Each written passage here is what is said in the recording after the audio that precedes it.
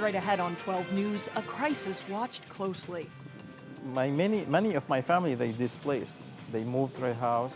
How the situation in Syria has impacted a Maple Grove family. But first, out of a job. A longtime Crystal police officer who received community support is let go. 12 News starts right now. A veteran Crystal police officer on paid administrative leave since May is now out of a job. Rob Erkenbrack had been with the Crystal Police Department for 27 years, and he was planning to retire in 6 months. But the city fired Erkenbrack before that could happen. Now he's telling his side of the story. Delane Cleveland is here with more. Delane? Yeah, Alex and Shannon, Rob Erkenbrack wanted to retire like most people would, with a chance to properly say goodbye to his friends and to the people in the Crystal community. But unless an arbitrator decides otherwise, he will not get that chance. Like I said, I'm 6 months from retirement, and now you've stripped everything from me. For 27 years, Rob Erkenbrack has proudly served the city of Crystal. I've been a good officer. I'm loyal to the city. I work hard. I love what I do. But on Tuesday, his proud career came to an abrupt and unceremonious end. It hurt a lot, and it's embarrassing. Earlier this month, members of the public rallied in support of Erkenbrack and fellow officer Alan Watt at Crystal City Hall. We got a great showing. Lots of people turned out and they talked about us, and that was wonderful. It was very touching. At the time, both were on paid administrative leave. Watt for allegedly leaving his gun on a desk while in a meeting. It certainly isn't the preferred method, but no one has ever, been disciplined for it before. And Erkenbrack for allegedly failing to report the incident. There was no comment, no directive as far as exactly what I had done, other than they said I had failed to supervise, when I wasn't even there. Ultimately, Erkenbrack said he was fired for talking to other officers about his work status. Prior to that, they attempted to get me to resign and, release them of any liability, and I refused. In the past, Erkenbrack had also raised concerns about the conduct of Chief Stephanie Revering. And I think this is just payback for going up against her in the management. Now he plans to fight his termination through arbitration and resume employment with the Crystal Police Department. I want my job back. I want to be a supervisor for the city of Crystal, and I want to end my career properly. We tried reaching out to Chief Revering for comment, but she did not return a phone call. Crystal City Manager Ann Norris, meanwhile, was out of town for Labor Day weekend. However, both have previously declined comment on the specifics of the case, citing data privacy reasons. And Alex and Shannon, the other officer involved in this, Alan Watt, has been on paid administrative leave since October. The Star Tribune reports that he could face dismissal next week, so we'll have to see what happens with this. Be a story to follow. Yeah. Thank you, Thanks, Delane. Delane. The state legislature is getting ready for a special session to help pay for summer storm cleanup. Storms in June brought down thousands of trees across the state. Cleanup in Plymouth alone cost $375,000. One local lawmaker says if the state put aside money for smaller disasters, a special session wouldn't be needed. This is $4.5 million, and by the time you have a special session, and metro area legislators aren't quite as expensive to bring in, but you pay transportation, lodging, and so on for legislators coming in from greater Minnesota. And so if you could do that administratively, you would save those kind of costs. The special session on September 9th is expected to deal only with storm relief. As the crisis in Syria escalates, a Maple Grove family worries about their loved ones back in their homeland. The civil war in Syria has been going on for about 2.5 years. It recently reached new heights when the Bashar al-Assad regime allegedly ordered a chemical weapons attack against its own people. Reporter Sonia Goins has more on the crisis and its impact. What more you can lose? You lost your family and you lost your house. Hussam Kilisi, his wife Aza, and their 3 children live like a typical suburban family. I live a very nice life here. You see my family, my house. We aren't safe, but it's difficult to be away from your family. It's very different from their life in Syria. So they can capture anyone from the street, put it in the jail without no court, no any judgment. Just put in the prisons. Hussam is a dentist who came to the United States in 1999. So till we come here, we saw the life here, we saw the freedom, we saw the democracy here. Aza arrived in the United States in 2005. I have no family here at all. All of them are in Syria. They worry about their family and friends in Syria. Many of my family, they displaced. They moved their house. They could not live in their house. They had to move to another safer place. Constantly, I have to check and see what's going on, and almost every day I call my parents to see what's going on. They have good reason to be on edge. But when I talk to my parents, I hear the rockets. Hussam's parents recently visited Minnesota. They were just here till last week. He wishes they had stayed. They left Tuesday evening, and the chemical attack was Wednesday morning. سمعتوا شيء أصوات؟ عم تسمعوا شيء؟ Hussam spoke with his mother via Skype. Is she safe? Does she feel safe? And she could see the airplanes sending missiles and shelling. That violence has become a reality for Aza. Her cousin was killed in a missile attack. The roof of his room fell on him and he was dead. He was 35 years old. They say the fighting and the suspected chemical attacks make them sick to their stomachs. Of course, yeah, when I see these pictures, these dead children and mothers and elderly people, they die when they're sleeping. You only see these in movies, you know, and even movie maybe it's not as bad. Hassan hopes America goes after Syrian President Bashar al-Assad. If they can either take him out of power, finish his regime, but just to scare him, he will go and kill more people, maybe without using. Now, Hussam and Aza have raised money to help with humanitarian efforts in Syria.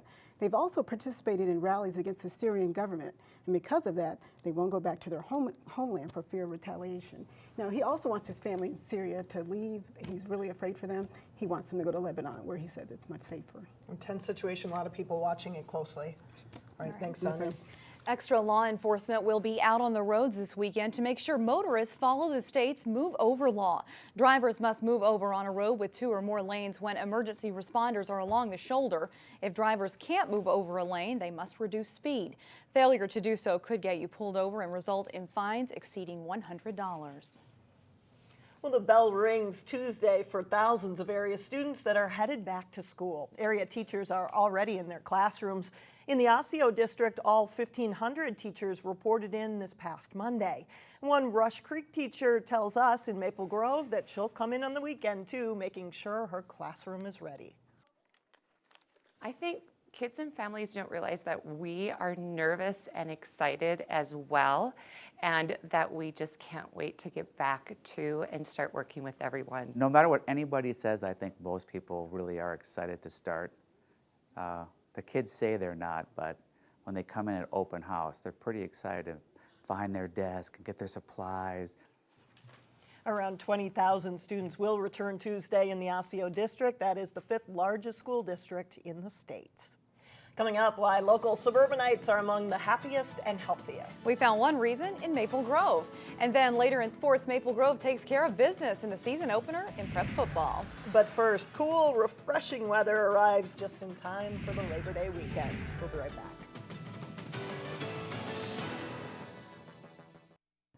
Prevention Magazine named Minneapolis-St. Paul the 3rd healthiest and happiest metro in the nation. One of the reasons the Twin Cities have the highest per capita number of farmers markets. Who knew? Locally, we're seeing more people take advantage of them too. There's lots of good stuff here.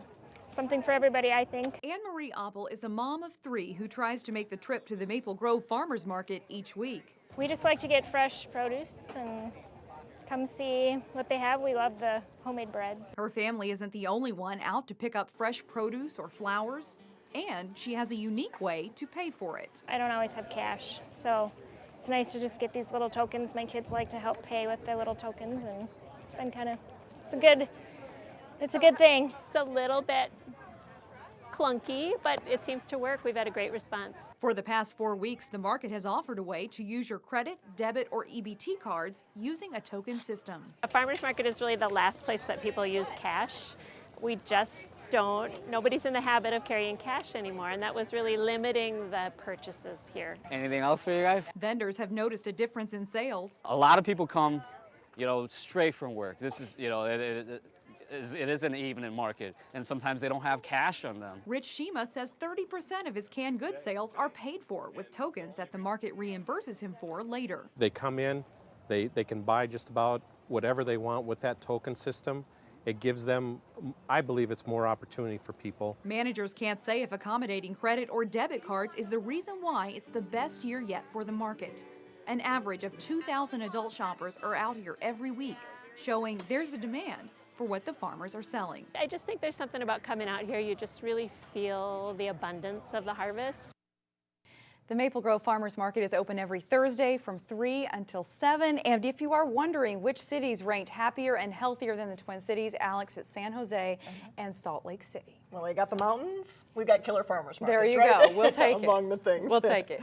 Coming up, an unlikely place in Brooklyn Center to watch a play. But first, Osseo's defense comes up big in the Orioles football opener. John Jacobson has prep football highlights coming up next. Maple Grove's football team should be one of the best of the Northwest Suburban Conference and Class 6A this fall. Armstrong is looking to improve in Dave Purcell's second season as head coach. Those two teams met Thursday on youth football night at Maple Grove. First drive of the game for the Crimson, and Tahi Nomain goes off tackle for 5 yards at a touchdown, and 7-0 Maple Grove early.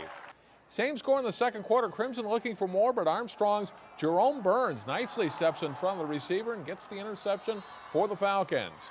Maple Grove gets the ball back after a punt, and they score right away. Nomain right up the middle scoots 55 yards for a touchdown.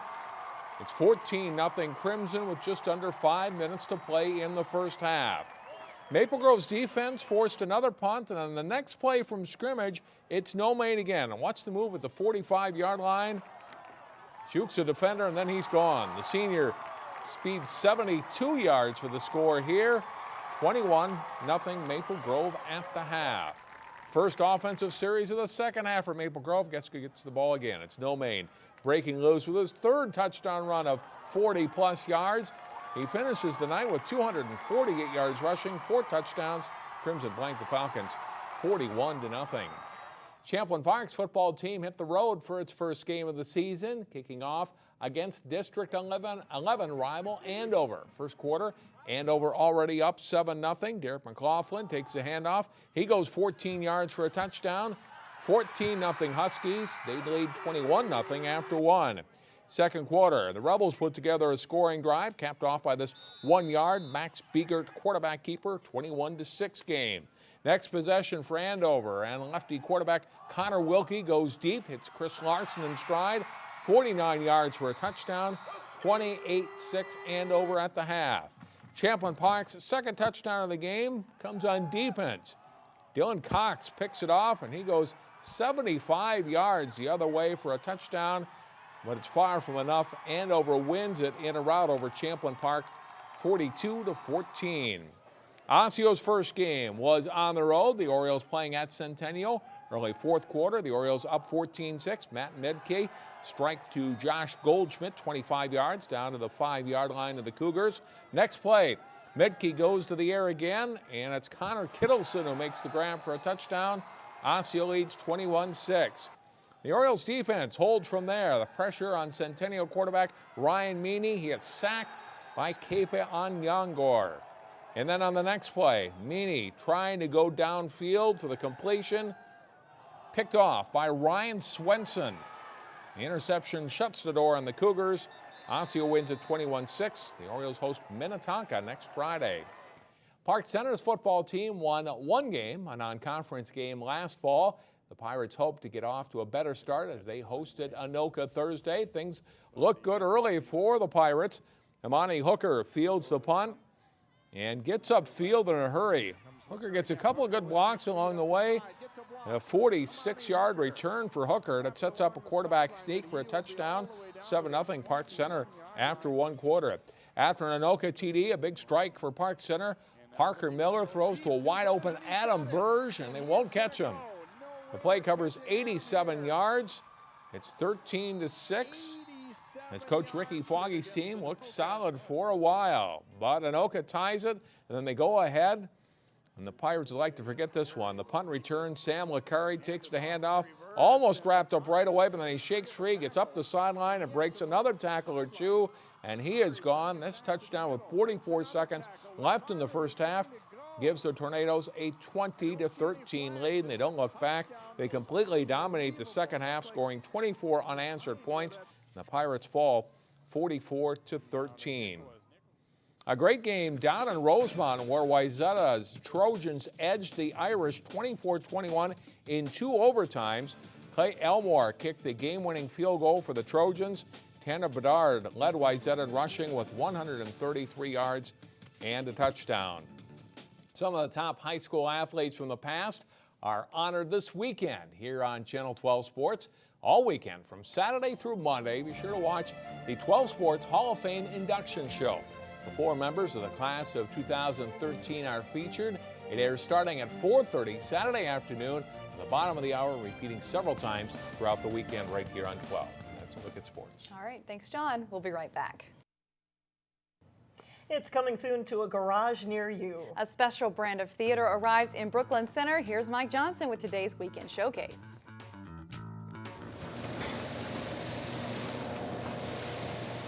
Pat Sample has cleaned out her garage in Brooklyn Center, and now it will undergo a makeover, changing it from a place to park a car to a stage with room for actors and an audience. Well, I think it's a fun idea to bring theater to the neighborhood, to my garage, so I get a chance to share it with my neighbors and friends, and instead of people having to go downtown to see theater, that's actually coming out to them. The play that's moving in for 3 performances this weekend is called The Picnic. It's a combination of dance and theater, depicting the unlikely relationship between a rambunctious dog and a tidy bird who share a park. It's so much fun to do this show. It's such a, just a happy, sweet show. And I have to say, it's really fun to play a crazy pink dog. And afterwards, the kids all want to talk to me. Jennifer Isles says kids seem to get the show even if their parents don't always understand. It comes with a message about working out differences in relationships. You know, like any long-term relationship, it isn't all roses and spring rain. Sometimes it's cold winter as well. And so there's a really lovely story for people to relate to. This group has been playing suburban garages for 11 years, the last 4 with support from the Land and Legacy Act. It's more intimate, it's more personal, it's more fun, it's more neighborly, it's less stuffy, you know, except for the heat. The fans were on as temperatures climbed into the upper 90s for this rehearsal, but Paul Herwig says often audiences forget that they've been sitting in a garage. You come into a garage and with the bicycle hanging over there and the recycling over there and the lawnmower over there, and when the lights go down and the show begins, people are completely transported to another place. You can see The Picnic starting at 7 p.m. in Brooklyn Center. Find more information on offleasharea.org. Bye, everybody.